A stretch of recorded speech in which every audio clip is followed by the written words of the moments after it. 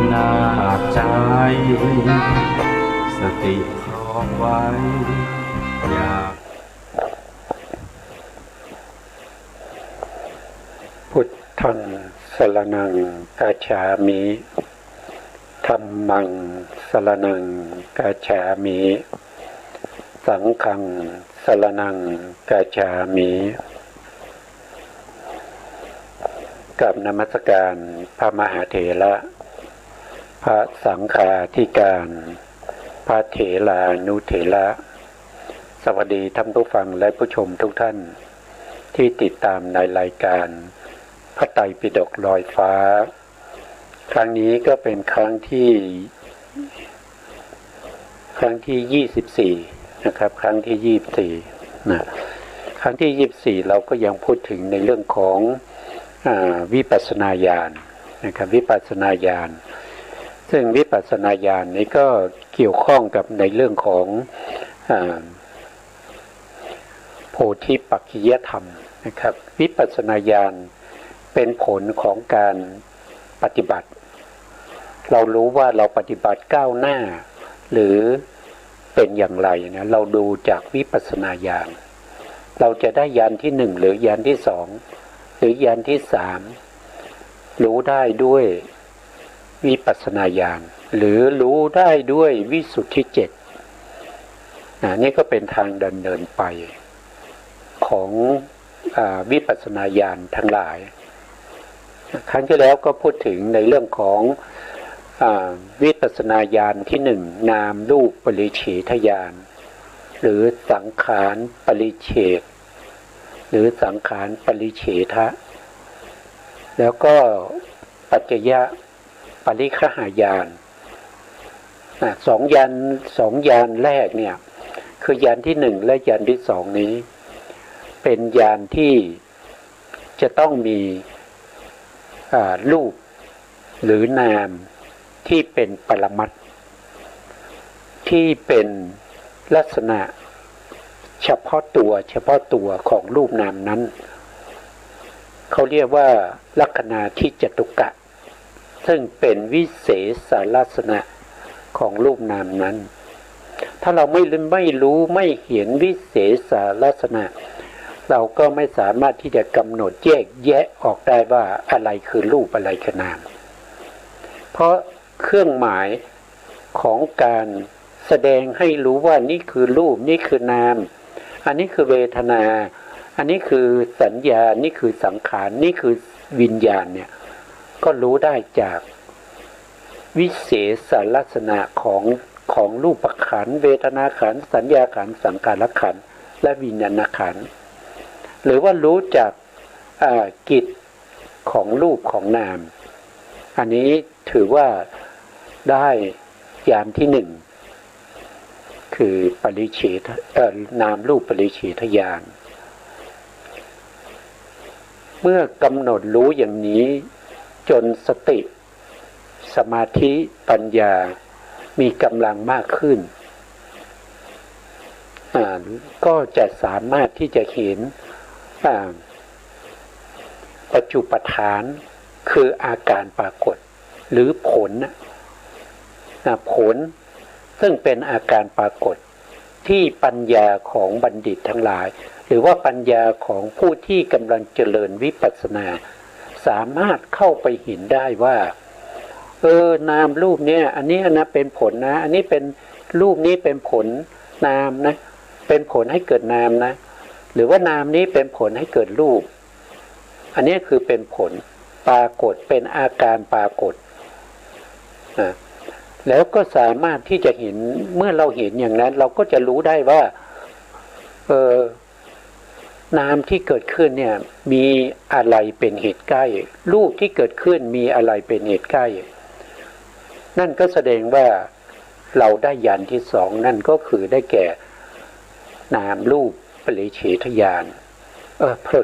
นามรูปปัจจยปริคหายานนะได้ญาณที่2คือรู้เหตุปัจจัยให้เกิดนามรูปไม่ว่าจะเป็นไปด้วยโดยปัจจัย ที่เขาเรียกว่าปัจจัยให้เกิดรูปก็มีอยู่ห้านะครับปัจจัยให้เกิดรูปขันธ์มีห้านั่นก็คือได้แก่อวิชชากรรมปัญหาแล้วก็อาหารนิพพติของรูปคือลักษณะการเกิดของรูปเวทนาก็มีห้านั่นก็คือได้แก่อวิชชากรรมอวิชชากรรมตัณหาในอดีตแล้วก็ผัสสะแล้วก็นิพพติของเวทนาก็มีห้าเหมือนกันถ้าเป็นสัญญาก็เช่นเดียวกันนะครับก็จะมีอวิชชามีกรรมแล้วก็มีอวิชชากรรมตัณหาแล้วก็ผัสสะแล้วก็นิพพติของสัญญาอย่างเงี้ยก็จะมีเหตุมีปัจจัยให้เขาเกิดอยู่ๆเขาไม่ได้เกิดเองต้องมีเหตุมีปัจจัยเราต้องเข้าไปรู้ถึงเหตุปัจจัยของรูปขันธ์เวทนาขันธ์สัญญาขันธ์สังขารขันธ์วิญญาณขันธ์เหล่านั้นให้ประจักษ์แจ้งในจิตของเราไม่ใช่เห็นหรือว่าได้ยินเขาพูดมานะครับแต่ต้องเห็นด้วยการประจักษ์แจ้งนั่นก็คือเห็นจากจิตของเรานะครับจิตคำว่าจิตในที่นี้หมายถึงตัวปัญญาเห็นด้วยปัญญาที่ประกอบอยู่ในมหากุศลจิตในวิถีที่ทำการกำหนดรอบรู้นามและรูปที่เราผ่านมาเมื่อครั้งที่แล้ววันนี้เราก็จะพูดถึงในญาณที่สามเขาเรียกว่าเป็นสัมมสนญาณไปดูสไลด์นะครับไปดูสไลด์กันนิดหนึ่ง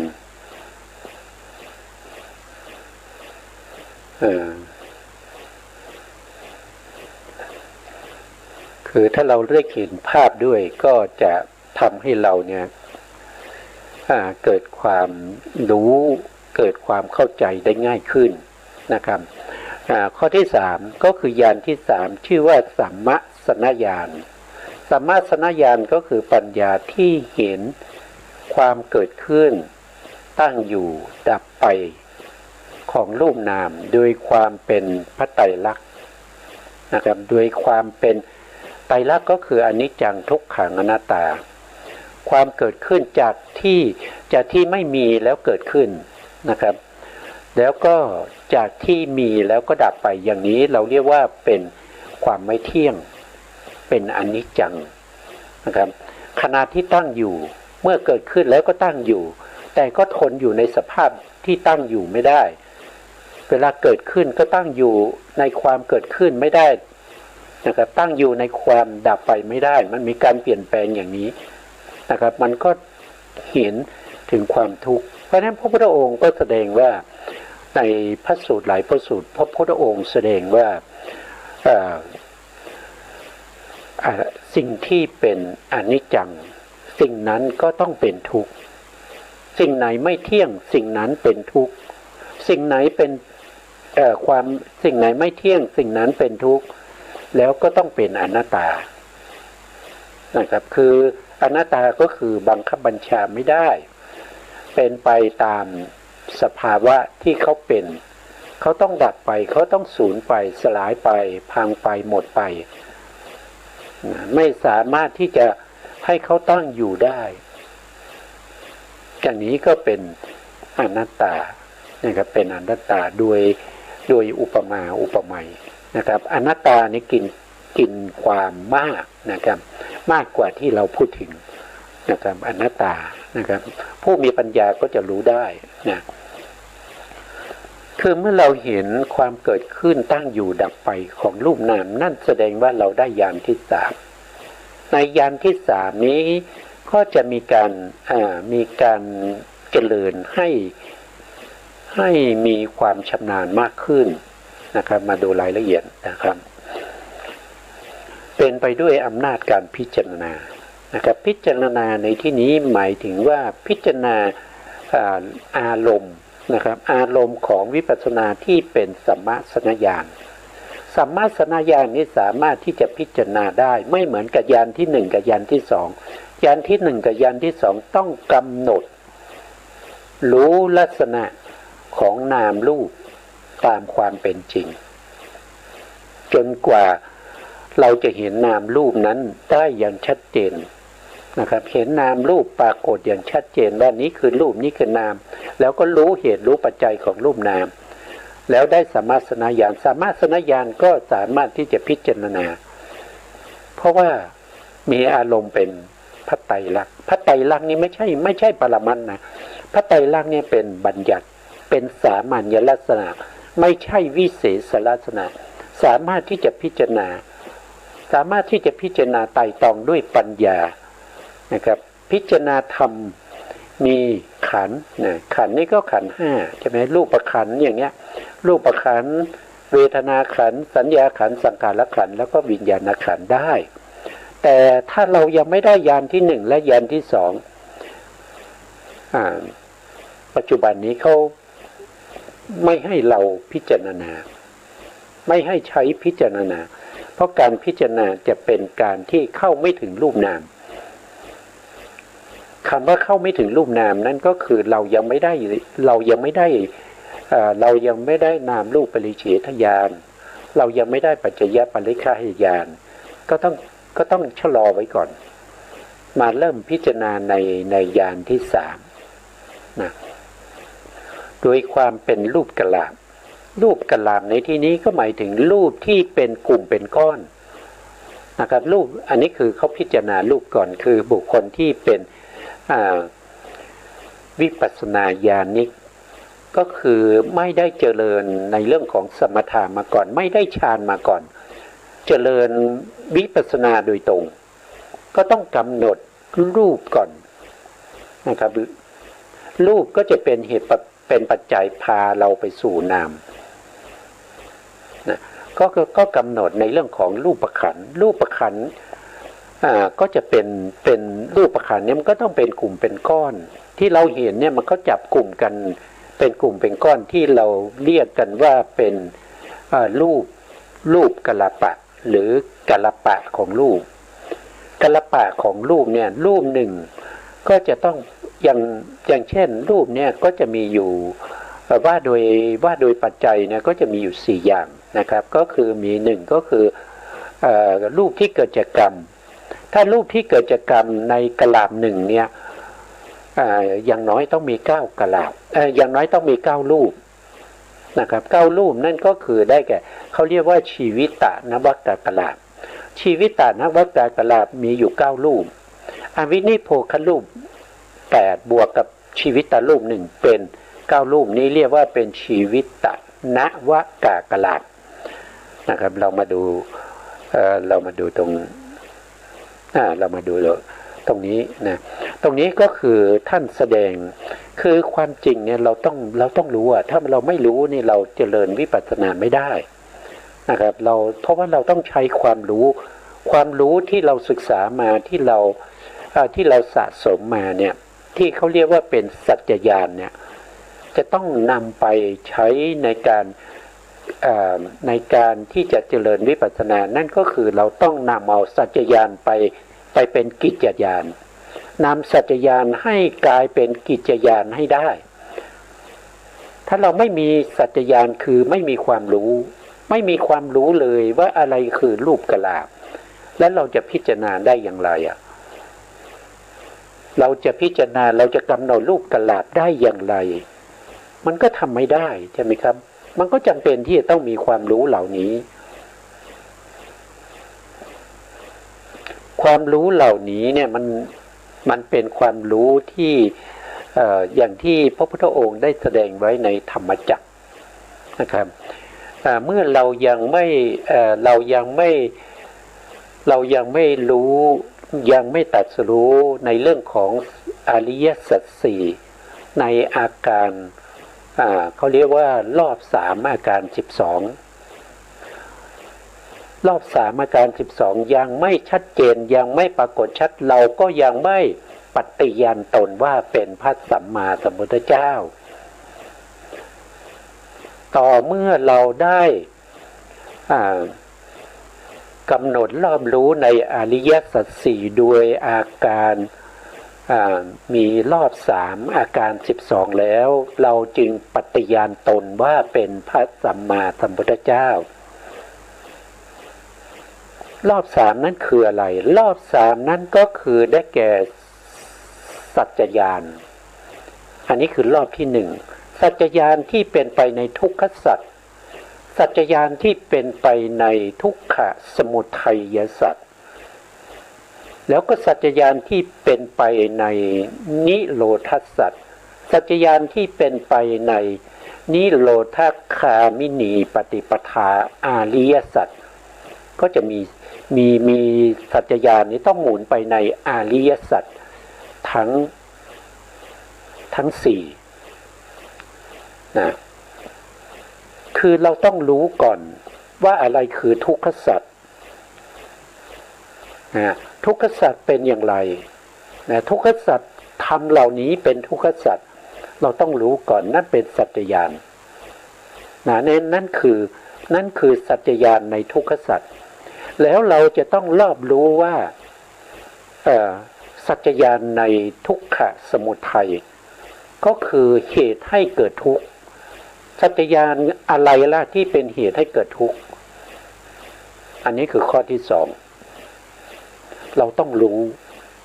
รู้ว่าอะไรเป็นเหตุให้เกิดทุกข์รู้ด้วยการศึกษาเล่าเรียนมาก่อนมีอะไรบ้างสมุทัยที่เป็นอริยสัจเป็นอย่างไรสมุทัยที่เป็นสมุทัยสามัญมีอะไรบ้างเนี่ยก็ต้องรู้นะครับอันนี้คือสัจจญาณในทุกขสมุทัยถ้าทุกขานิโรธเราก็ต้องรู้ว่าที่ดับทุกข์เนี่ยเป็นอย่างไรที่ชื่อว่านิพพานเป็นอย่างไรในสัจจญาณต้องศึกษาให้รู้ให้เข้าใจก่อน อันนี้คือข้อที่3ก็คือจะต้องทำสัจจญาณในทุกขานิโรธสัจแล้วก็อันที่4ก็คือทำสัจจญาณในทุกขานิโรธคามินีปฏิปทาก็คือจะต้องรู้ว่าการที่เราจะปฏิบัติดำเนินไปสู่ทางดำเนินไปสู่ที่ดับทุกข์เนี่ยมันเป็นอย่างไรทางที่เราจะดำเนินไปเนี่ยได้แก่อะไรได้แก่อริยมรรคมีองค์8มีอะไรบ้างแต่ละอย่างเป็นอย่างไรเราก็ต้องศึกษาเราก็ทำความเข้าใจอันนี้เรียกว่าสัจจญาณสัจจญาณในรอบ4ก็คือสัจจญาณที่เป็นไปในทุกขสัจสัจจญาณที่เป็นไปในทุกขสมุทัยอริยสัจสัจจญาณที่เป็นไปในทุกขานิโรธสัจสัจจญาณที่เป็นไปในทุกขานิโรธคามินีปฏิปทาอริยสัจอันนี้คือ4รอบของสัจจญาณต่อมาใน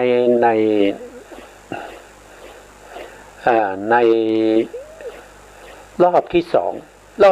นั่นก็คือได้แก่กิจญาณเมื่อเราได้สัจจญาณแล้วเรียบร้อยแล้วเนี่ยเราเข้าใจแล้วเราศึกษาเข้าใจในเรื่องของอริยสัจ4แล้วต่อไปก็คือกิจญาณเราก็ต้องทำกิจในอริยสัจ4นี้สัจจญาณที่เป็นทุกขสัจเรารู้แล้วเมื่อเรารู้แล้วเราก็ต้องทำกิจในทุกขสัจทุกขสัจในกิจเขาคือปริญญานั่นก็คือการกำหนดรอบรู้ทุกขสัจทุกขสัจมีหน้าที่เรามีหน้าที่ในการกำหนดรอบรู้ความเป็นทุกขสัจว่านี้คือรูปนี้คือนามอะไรพวกนี้ต้องให้ชัดเจนเห็นด้วยปัญญาในจิตของเราไม่ใช่เห็นด้วยการศึกษาเล่าเรียนไม่ได้เห็นด้วยการ ฟังจากคนอื่นแต่เห็นด้วยการประจักษ์แจ้งจากจิตของเราอันนี้เรียกว่าเป็นปริญญาในทุกขสัจก็คือกำหนดรู้ในทุกขสัจอันนี้คือหน้าที่เราจะต้องทำกับทุกขสัจนะ ต่อมาในข้อที่สองนั่นก็คือกิจในการที่เราจะทำกับทุกขสมุทัยอริยสัจเป็นอย่างไรทุกขสมุทัยอริยสัจนั่นก็คือเราต้องละเหตุให้เกิดทุกข์เหตุให้เกิดทุกข์มีอะไรบ้างมีมากมายนะครับที่เป็นสมุทัยสามัญเนี่ยมีมากมายแต่ที่เป็นอริยสัจก็มีอยู่หนึ่งเท่านั้นนั่นก็คือตัวตัณหาหรือโลภะที่เป็นทุกขสมุทัยก็คือได้แก่โลภะเจตสิกที่เป็นความยินดีพอใจที่อยู่ในขันธ์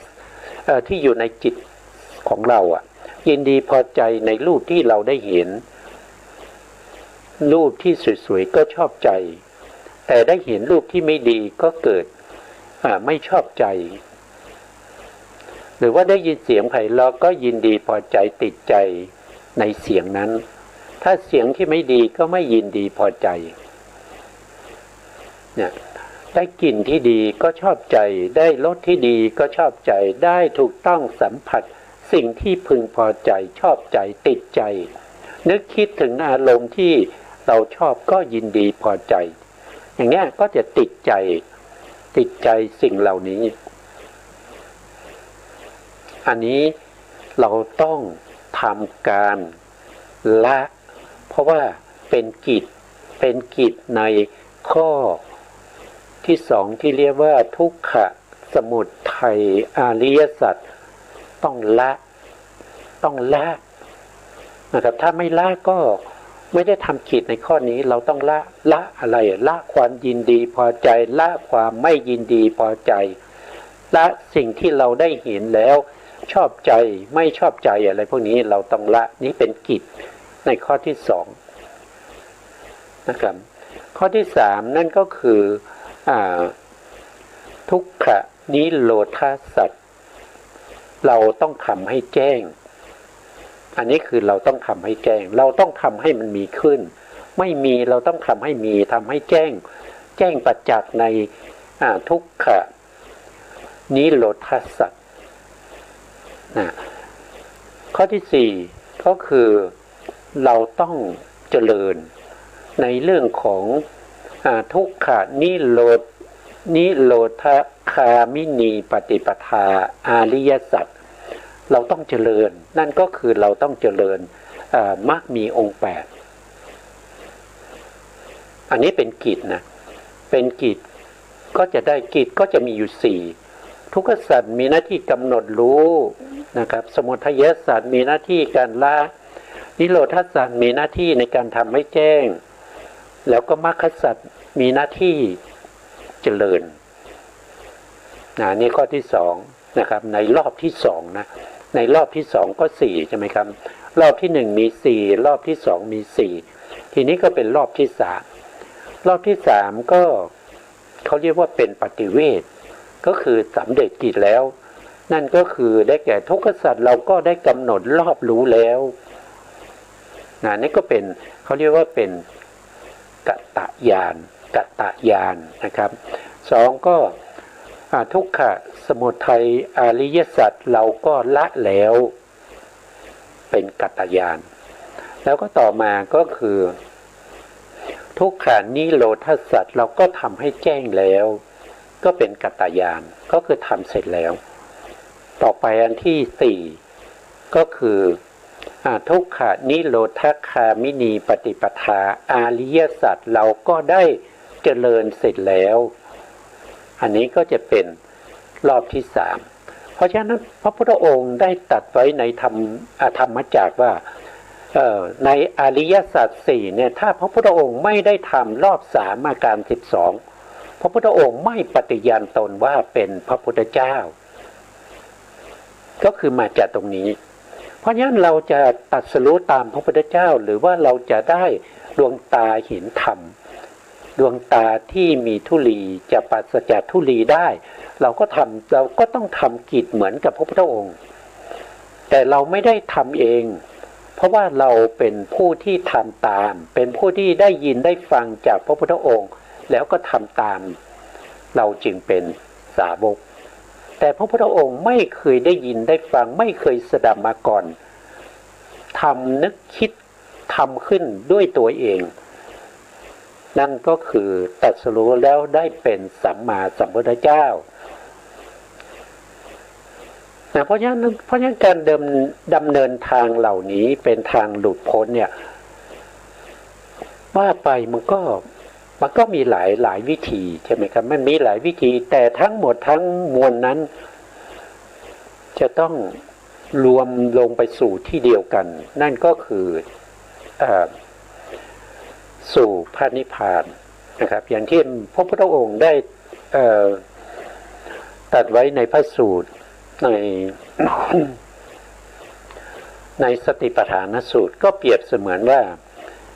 พระนิพพานนี้ก็เปรียบเสมือนกับเมืองหนึ่งที่มีประตูอยู่4ทิศทางทิศใต้ก็มีทางทิศตะวันตกก็มีทางทิศเหนือก็มีทางทิศตะวันออกก็มีประตูอยู่4ด้านบุรุษผู้ที่ดำเนินมาจากทางทิศตะวันออกก็ถือเอาของทางทิศตะวันออกแล้วก็ดำเนินเข้าเมืองในทิศตะวันออกก็สามารถจะเข้าสู่กลางเมืองได้เหมือนกันก็คือหมายถึงว่าการดำเนินของพระโยคีเหล่านี้เนี่ยสามารถดำเนินได้ด้วยการเจริญสติปัฏฐานที่เป็นกายานุปัสสนาสติปัฏฐานมีถึง14ประภาคด้วยกันนะครับก็เข้าทางทิศตะวันออกบุคคลที่เข้าทางทิศใต้ก็คืออุปมาเหมือนบุคคลที่เจริญในเรื่องของเวทนานุปัสสนาสติปัฏฐานนะครับเป็นบุรุษที่อยู่ทางทิศใต้แล้วก็ถือเอาของที่อยู่ทางทิศใต้นั้นเข้าสู่เมืองทางทิศใต้ก็เข้าถึงใจกลางเมืองเหมือนกันส่วนบุคคลที่อยู่ทางทิศตะวันตกก็เหมือนกับบุคคลที่เขาเจริญวิปัสสนาในเรื่องของจิตตานุปัสสนาสติปัฏฐานจิตตานุปัสสนาสติปัฏฐานว่าโดยตัวองค์ธรรมมีอยู่อย่างเดียวแต่ถ้าว่าโดยข้อธรรมแล้วก็มีถึง16อย่างนะครับจิตมีราคะก็รู้ว่าจิตมีราคะจิตมีโทสะก็รู้ว่าจิตมีโทสะจิตมีโมหะก็รู้ว่าจิตมีโมหะอย่างเงี้ยจิตไม่มีโมหะก็รู้ว่าไม่มีโมหะจิตเป็นมหากตะก็รู้จิตที่เป็นปริตตะก็รู้นะครับจิตที่มีจิตอื่นยิ่งกว่าหรือว่าจิตที่ไม่มีจิตอื่นยิ่งกว่าอย่างนี้เป็นต้นนะครับก็ถือเอาของที่อยู่ทางทิศตะวันตกแล้วก็ดำเนินเข้าสู่เมืองทางประตูด้านทิศตะวันตกก็สามารถที่จะเข้าถึงใจกลางเมืองได้ส่วนบุคคลที่อยู่ทางทิศเหนือก็ถือเอาของที่อยู่ทางทิศเหนือแล้วก็เข้าสู่ประตูเมืองทางทิศเหนือก็ถึงใจกลางเมืองได้ก็เปรียบเป็นอุปมาว่าทางทิศเหนือก็คือบุคคลที่เจริญวิปัสสนาโดยการกำหนดรอบรู้ในเรื่องของธรรมานุปัสสนาสติปัฏฐานอย่างเงี้ยก็มีหลายทางที่จะเข้าสู่เมืองได้แต่ทั้งหมดก็ต้องรวมลงในเมืองนั้นก็คือได้แก่พระนิพพานนั่นเองอันนี้คืออุปไมยนะครับอันนี้ก็เป็นวิธีการนะครับทีนี้เราจะกำหนดรอบรู้ในสัมมาสนญาณเนี่ยให้สัมมาสนญาณเนี่ยมีกำลังมากขึ้นมีความชำนาญมากขึ้นนั่นก็คือเราจะต้องกำหนดในเรื่องของรูปกลาภถ้าเป็นรูปก็กำหนดรูปกลาภในที่นี้ท่านพูดถึงรูปกลาภนะครับเราก็มาดูเรื่องของรูปกลาภนะอันนี้ผมก็นำมาจากผมก็นำเอกสารนี้มาจากหลักสูตรการศึกษาพระอภิธรรมในปริเฉดที่6นะครับในเรื่องของรูปปรมัตถ์ซึ่งอยู่ในปริเฉดที่6 นะครับเราเคยศึกษาไปแล้วนะเมื่อปีที่แล้วนะถ้าจำไม่ผิดในเมื่อปีที่แล้วนะครับศึกษาไปแล้วในเรื่องของรูปกลาบนะวันนี้เราก็มาทบทวนกันหน่อยนะครับก่อนที่เราจะลืมนะลืมผู้บรรยายก็ลืมนะครับลืมถ้าไม่ได้จับไม่ได้ดูเนี่ยก็จะลืมนะครับถ้าเราลืมแล้วเราก็นำมาใช้ไม่ได้นะครับถึงเวลาที่เราจะใช้เนี่ยเราไม่สามารถที่จะนำมาใช้ได้เพราะฉะนั้นเราต้องดูบ่อยๆให้มันจำได้เมื่อจำได้ถึงเวลาเราจะใช้เราก็ดึงมาใช้ได้เหมือนกับว่าเรามีเงินอยู่ในกระเป๋านะครับถ้าเราจะใช้เราก็นำออกมาใช้ได้เลยถึงเวลาใช้กระเป๋าเราก็ลืมไว้ที่บ้านนะครับมันก็ใช้ไม่ได้นะครับถ้าเราไปห้างเราไปซื้อของเนี่ยเขาจะยอมให้เราเอาของมาก่อนแล้วก็เอาเงินไปจ่ายให้เขาทีหลังได้ไหมมันไม่ได้นะครับมันไม่ได้เพราะฉะนั้นเราจะได้ของเนี่ยเราก็ต้องจ่ายเงินนะครับเงินมันต้องอยู่ในกระเป๋าแล้วเราก็ต้องมีกระเป๋ามีเงินติดมือไปซื้อของด้วยไม่ใช่ว่าเงินอยู่ที่บ้านหรือว่าเงินอยู่ในธนาคารนะขอของมาก่อนแล้วก็จะจ่ายทีหลังอย่างเงี้ยเขาไม่ยอมนะเขาไม่ยอมนะรูปกลาบนะครับรูปกลาบก็คือได้แก่สภาวะรูปทั้งหลายที่จะต้องประกอบด้วยองค์3อย่างนะครับหรือเรียกว่าเป็นสหวุตติสหวุตติก็คือหมายถึงว่า1ก็คือถ้าจะเป็นรูปกลามนั้นจะต้องเป็นเอกุปาทะก็คือต้องเกิดพร้อมกันนะรูปกลามนี่คือรูปที่มาประกอบกันเป็นเนื้อเดียวกันเนี่ยสิ่งเหล่านี้จะต้องประกอบเป็นเนื้อเดียวกันนั่นก็คือเขาต้องเกิดพร้อมกันนะเกิดไม่พร้อมกันไม่ได้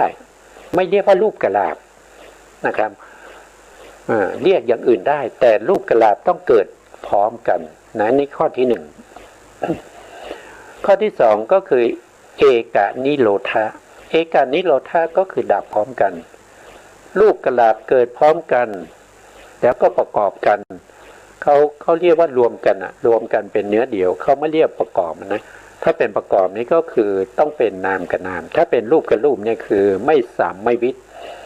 คือเขาจะรวมกันนะรวมกันเป็นเนื้อเดียวกันไม่เรียกว่าประกอบนะถ้าเป็นบาลีเขาไม่เรียกประกอบ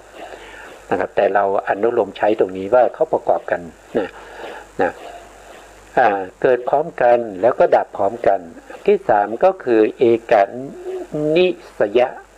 ก็คืออาศัยมหาพุทธรูปอันเดียวกันหรืออย่างเดียวกันก็จะครบ3ข้อนะครับรูปกลาม1จะต้องประกอบด้วยรูปอย่างน้อย8รูปนะครับอย่างน้อย8รูปน้อยกว่า8รูปไม่มีนะครับน้อยกว่า8รูปไม่มีนะครับหรือมากกว่า10รูปไม่มี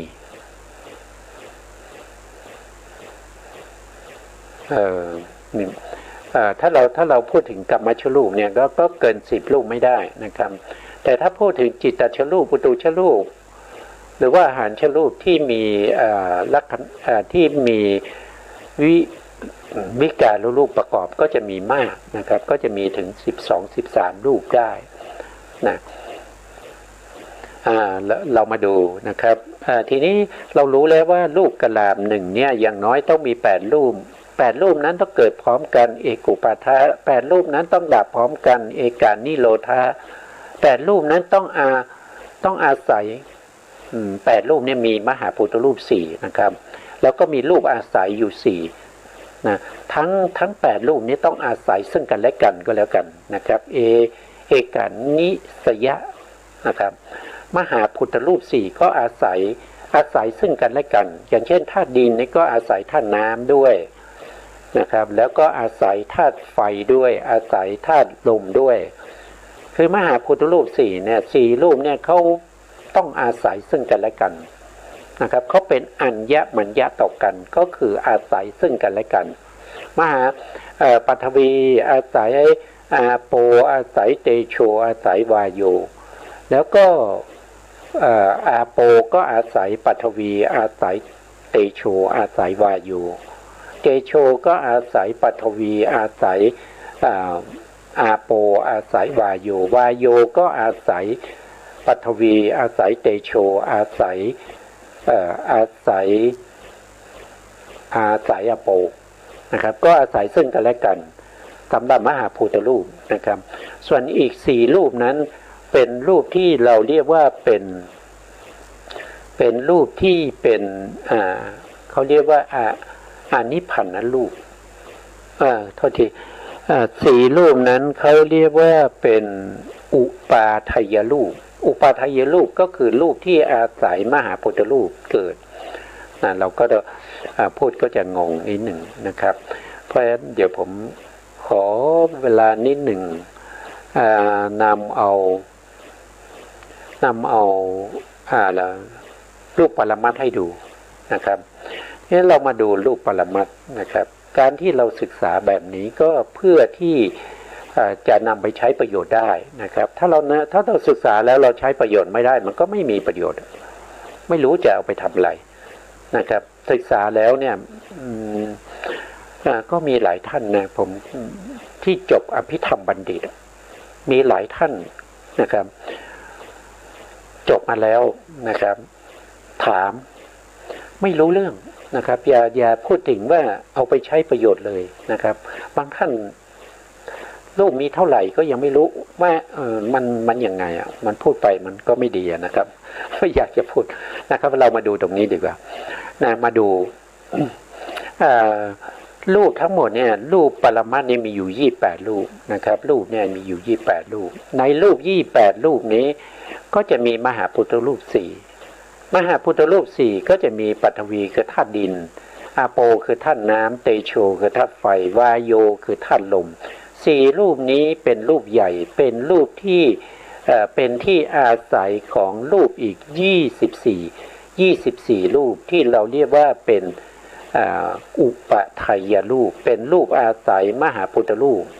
อุปทัยรูปก็จะมีภาษาทรูป5นะครับแล้วก็โคจรรูป4ภาวะรูป2หาทยรูป1ชีวิตรูป1อาหารละรูป1ปริเฉทรูป1วิการละรูป2เอาเท่าที่วิญญัตติรูปนะครับหรือวิญญัตติรูป2นะครับแล้วก็วิการละรูป3ลักขณะรูปอีก4นะครับพวกนี้24รูปนี้เราเรียกว่าเป็นอุปาทัยรูปเป็นรูปที่อาศัยมหาพุทธรูปหรือบางครั้งก็แยกเป็นรูปที่มีสภาวะของตัวเองเรียกว่าเป็นนิพพานรูปนิพพานรูปก็จะมีอยู่18ก็มีมหาพุทธรูป4ปัสสาทรูป5โคจรรูป4ภาวะรูป2หัตถยรูป1ชีวิตรูป1อาหารและรูป1อันนี้ก็จะเป็น18รูปส่วนที่เหลืออีก10รูปเรียกว่าอนิพพานรูปอนิพพานรูปเป็นรูปที่ไม่มีสภาวะของตัวเองเช่นปริเฉทรูป1วิญญัตติรูป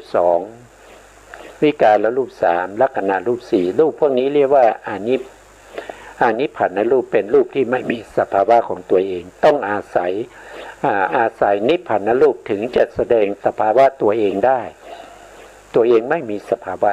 นะครับ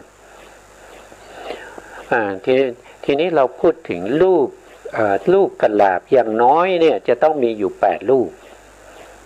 น้อยกว่านี้ไม่มีนะครับ7รูปไม่มี6รูปไม่มี5รูปไม่มี4รูปไม่มี2รูปไม่มีหรือว่า1รูปก็ไม่มีเพราะรูปกลาบจะต้องมีอย่างน้อย8รูป8รูปนั้นก็คือได้แก่มหาพุทธรูป4ซึ่งเป็นรูปใหญ่เป็นที่อาศัยของอุปาทัยรูปมีอยู่4นะครับก็มีปฐวีธาตุดินอาโปธาตุน้ำเตโชธาตุไฟวายโยธาตุลม4เป็นมหาพุทธรูปแล้วก็ยังมีรูปที่เป็นอุปาทัยรูปอีก4นั่นก็คือได้แก่รูปารมณ์รูปารมณ์ก็คือสีสันวรรณะเป็นสีที่สีนี่เป็นสภาวะที่เห็นได้ด้วยจักขุวิญญาณ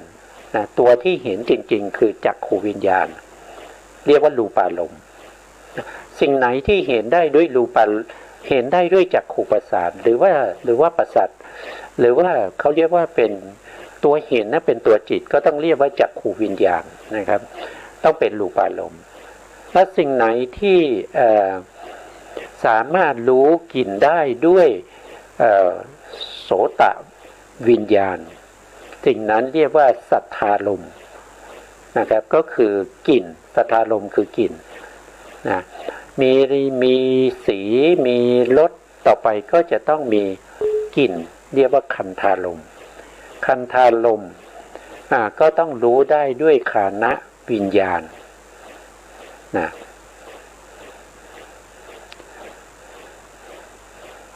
โทษทีนะครับต้องเมื่อกี้ผมพูดผิดไปนิดนึงนะครับ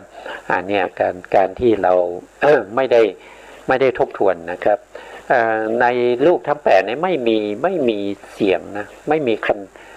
ไม่มีเสียงก็คือสัทธารมณ์ก็คือเรื่องของการได้ยินเสียงนั้นไม่มีนะในรูป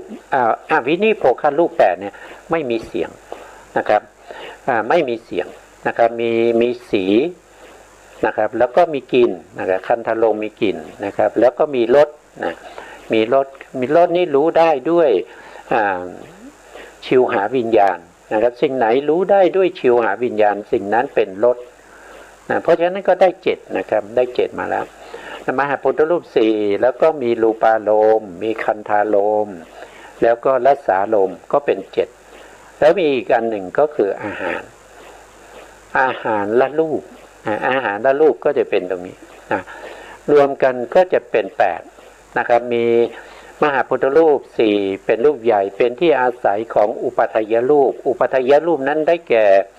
รูปารมณ์คันธารมณ์รสารมณ์แล้วก็อาหาร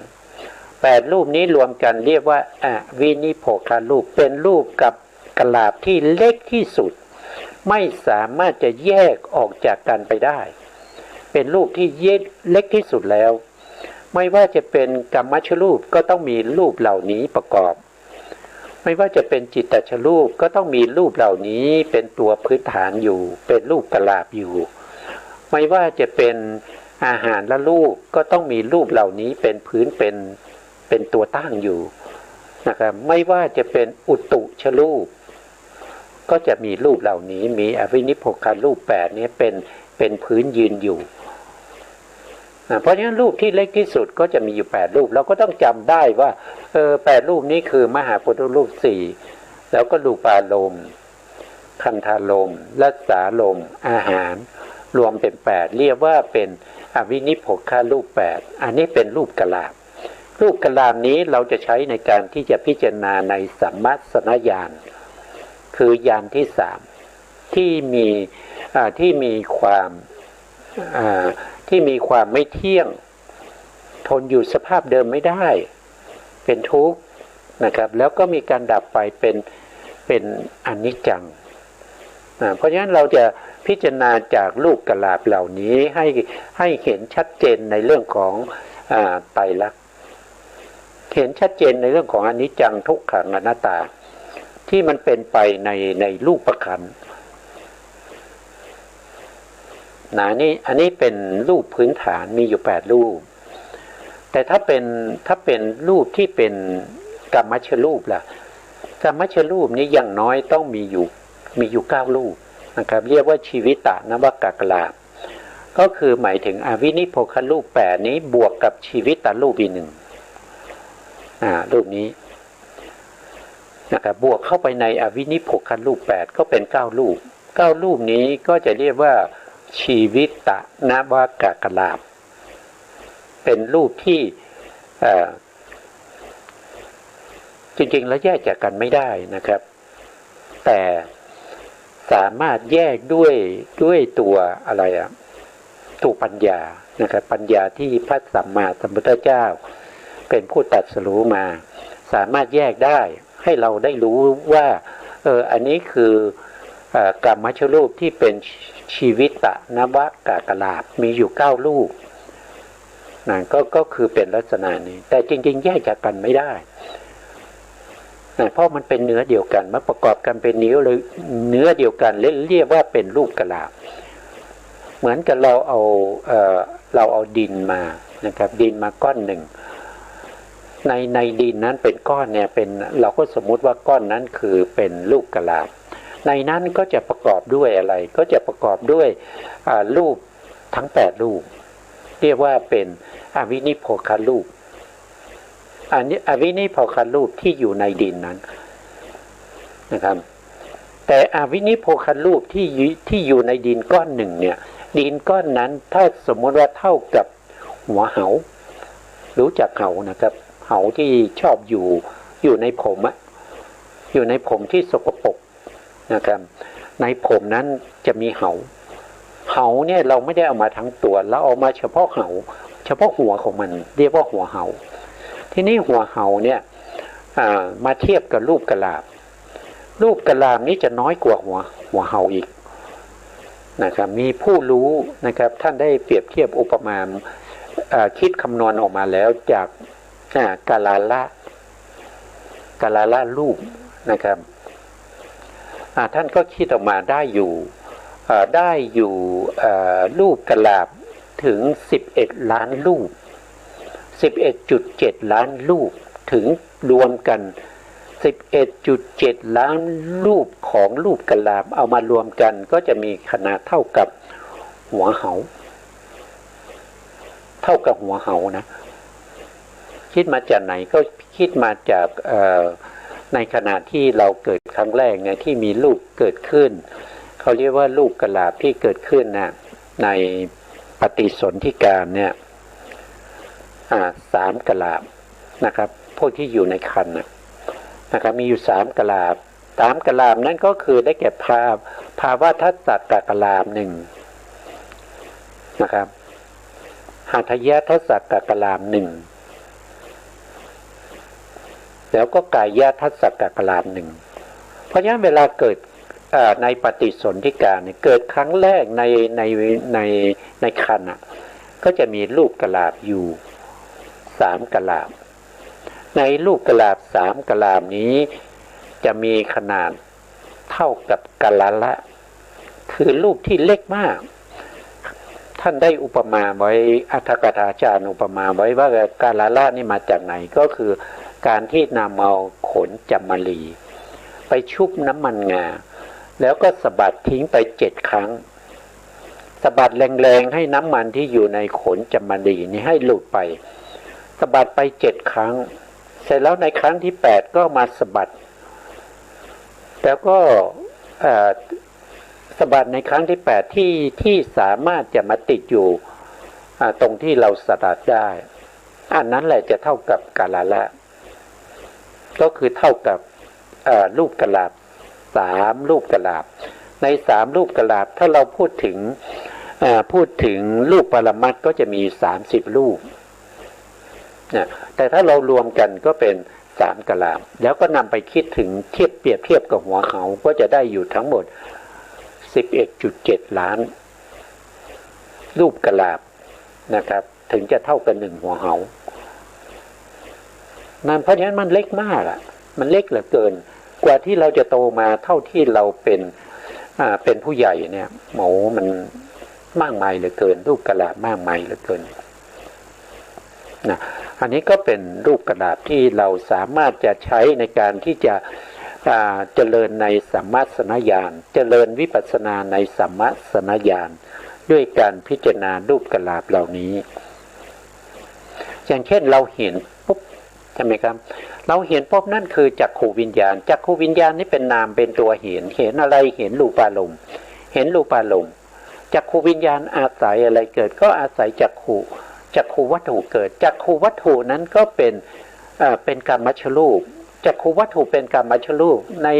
ในจักขุวัตถุที่เป็นกามชรูปก็มีรูปกะลาบเราเรียกว่าจักขุทัสสะกะลาบในจักขุทัสสะกะลาบนี้ก็จะมีรูปอยู่10รูปใช่ไหม10รูปก็คือมหาพุทธรูป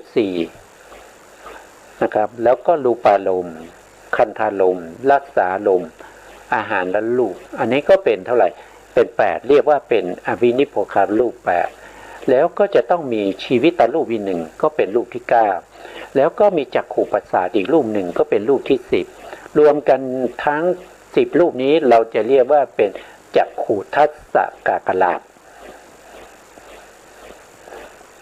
พิจารณายากนิดนะครับสำหรับผู้บางท่านขอพิจารณาง่ายๆได้ไหมถ้าพิจารณาง่ายๆมันก็เราจะได้สัมมาสนญาณหรือเปล่านะครับเราจะได้สัมมาสนญาณที่มีกำลังไหมนะครับพิจารณาง่ายๆก็ไม่ต้องสร้างบารมีนะครับอย่างเช่นพระพุทธองค์กว่าจะได้วิชานี้มาเนี่ยใช้เวลาถึงตั้งแต่เริ่มตั้งความปรารถนาจะเป็นพระพุทธเจ้าถึง20 อสงไขยแสนมหากัปแต่ตอนที่ได้รับพุทธพยากรแล้วบำเพ็ญบารมีก็จะมีอยู่ทั้งหมด4 อสงไขยแสนมหากัปทุกภพทุกชาติพระพุทธองค์ก็ต้องศึกษาเล่าเรียนที่เป็นสัจจญาณเก็บไว้เป็นบุญบารมีเอามาใช้ในคืนสุดท้ายที่จะตรัสรู้เป็นพระพุทธเจ้าก็ต้องไปพิจารณาอย่างก็ต้องพิจารณาก็ต้องเห็นธรรมเหล่านี้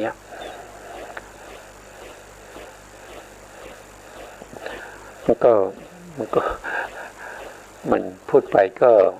พูดก็เหนื่อยเหมือนกันนะครับเหนื่อยเหมือนกันว่ามันมีวิธีง่ายกว่านี้ไหมนะครับก็ตอบว่าถ้าง่ายมันก็ไม่สมควรแก่การเป็นโสดาบันเลยครับเราจะทำยังไงให้สมควรจะเป็นพระอริยบุคคลเราก็เดินทางนั้นถ้ามีทางที่ง่ายๆนะพระพุทธองค์ก็ควรจะไม่ปล่อยให้พวกเราเป็นปุถุชนมาถึงทุกวันนี้เพราะในการเวียนว่ายตายเกิดของสัตว์ทั้งหลายเนี่ยได้พบกับพระพุทธองค์มามากมายนะครับพระพุทธเจ้าเนี่ยที่อุบัติขึ้นมาเป็นพระพุทธเจ้าและเผยแผ่พระพุทธศาสนาแล้วก็ปรินิพพานไปแล้วเนี่ยในอัตถกถาในพระไตรปิฎกหลายสูตรนะครับที่พระพุทธองค์ได้พูดถึงเรื่องของพระพุทธเจ้าในอดีตท่านได้เอ่ยว่าพระพุทธเจ้าที่อุบัติแล้วก็ปรินิพพานไปแล้วในมากมายยิ่งกว่าเม็ดทรายในมหาสมุทรเสียอีกมากเท่าไหร่คำนวณไม่ได้นะคำนวณไม่ได้เม็ดทรายที่เราอย่างเช่นพระราหุลนะครับสามเณรราหุลเนี่ยเช้ามาท่านก็เอาทรายมา1 กำมือแล้วก็ตั้งจิตว่าขอเราได้มีความรู้เท่ากับเม็ดทรายที่อยู่ในมือของเราแค่นี้ก็มากมายนะครับมากมายนับไม่ได้แล้วว่าเม็ดทรายที่อยู่ในมือของเราเนี่ยมันมีเท่าไหร่แต่พระพุทธเจ้าที่ได้อุบัติขึ้นมาเผยแผ่พระพุทธศาสนาแล้วก็ปรินิพพานไปแล้วเนี่ยมากกว่าเม็ดทรายในมหาสมุทรเสียอีกแต่ทำไมเรายังอยู่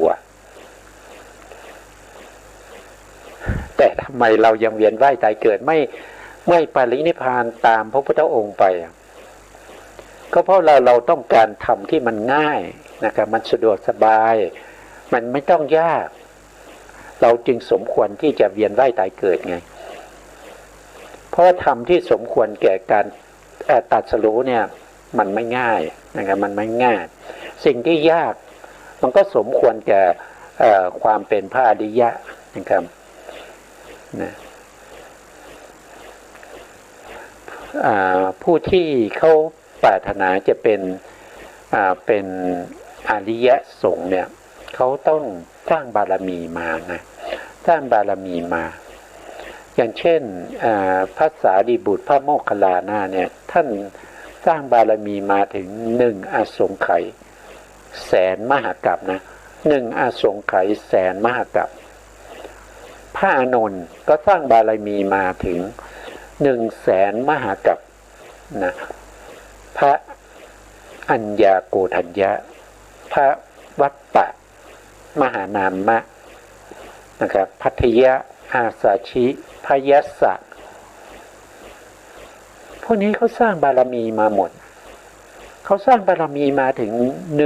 100,000 มหากัปนะกว่าที่เขาจะได้ตรัสรู้ในพระพุทธเจ้าโคตมะเนี่ยไม่ใช่ว่าอยู่ๆเอาแบบมันง่ายๆแล้วก็ตรัสรู้ปรินิพพานไปมันไม่มีศึกษาในพระไตรปิฎกในอัตถกถาในฎีกา อนุฎีกาอะไรพวกนี้เราจะไม่เห็นบุคคลที่ตรัสรู้ธรรมได้ง่ายๆถ้าเราไปศึกษาภูมิหลังนะครับก็จะเห็นว่าแต่ละท่านเนี่ยอย่างน้อยๆก็แสนกลับเลยนะแล้วพูดอย่างนี้เนี่ยมันไม่ทำให้เกิดความท้อถอยโอ้ยากอย่างนี้ผมไม่เอาละผมขอเป็นปุถุชนตลอดไป ก็อันนี้ก็แล้วแต่อัธยาศัยนะครับถ้ายังติดใจในเรื่องของปุถุชนยังติดใจในการที่เราจะต้องไปเวียนว่ายตายเกิดในอบายไปเกิดเป็นสัตว์นรกนะครับไม่มีโอกาสในการที่จะหลับนอนไม่มีโอกาสในการที่จะพักผ่อนกินอาหารนะครับจะต้องถูกทรมานอยู่ตลอดเวลาเพราะฉะนั้นสัตว์นรกจะไม่มีการรับประทานอาหารสัตว์นรกไม่มีการนอนหลับนะครับจะต้องทนทุกข์ทรมานอยู่ตลอดทุกเสี้ยววินาทีก็ไม่มีให้พักผ่อนชอบอย่างนั้นก็เป็นอย่างนั้นนะครับชอบอย่างไรเราก็จะได้อย่างนั้นนะครับถ้ามาเกิดเป็นอสุรกายเป็นเปรตก็ยังดีนะครับดีกว่าสัตว์นรกนะครับเปรตก็ยังมีโอกาสที่จะได้พักผ่อนนะครับเปรตบางอย่างเนี่ยนะครับเวมานิกเปรตเนี่ยบางครั้งเนี่ยกลางวันได้สวยบุญนะเป็นเทวดากลางคืนต้องไปเป็นเปรตนะครับนะอย่างนี้ก็มีนะครับบางเปรตบางอย่างก็นะมีอะไรมีปากเท่ารูเข็มนะครับไม่สามารถที่จะกินอาหารได้ต้องทนทุกข์ทรมานเรื่องของการอดอยากนะชอบก็ไปนะแล้วไปเกิดเป็นเดรัจฉานนะครับเกิดเป็นเดรัจฉานเนี่ยถ้าเป็นสัตว์เลี้ยงเนี่ยถ้าเขาไม่เอาอาหารให้เราก็ไม่รู้จะได้กินเมื่อไหร่นะครับหรือว่าไปเกิดเป็นสัตว์ในป่านะครับกว่าจะได้กินอาหารก็ต้องเสี่ยงชีวิตต้องล่าสัตว์ต้องออกล่าสัตว์แล้วการล่าสัตว์นั้นก็เป็นอกุศลก็นำเราไปเกิดในนรกต่อนะมันไม่ใช่ของสนุกนะครับในการเวียนว่ายตายเกิดเราไม่ใช่จะได้เกิดมาเป็นมนุษย์ทุกภพทุกชาติหรือว่าเราจะได้เกิดเป็นเทวดาเกิดเป็นพรหมมันไม่ง่ายนะครับเกิดเป็นมนุษย์นี่ก็แสนยากนะครับพระพุทธองค์ได้พูดต่อไม่ได้นะครับวันนี้เวลาหมดนะครับเวลาหมดพูดไปพูดมาก็เวลาหมดแล้วนะก็ไว้ในโอกาสต่อไปนะครับขอกราบขอบพระคุณพระครูสมุทรวิสุวัฒน์วรกิจโจผู้อำนวยการสถานีวิทยุเพื่อการศึกษาพระพุทธศาสนาและวัฒนธรรม FM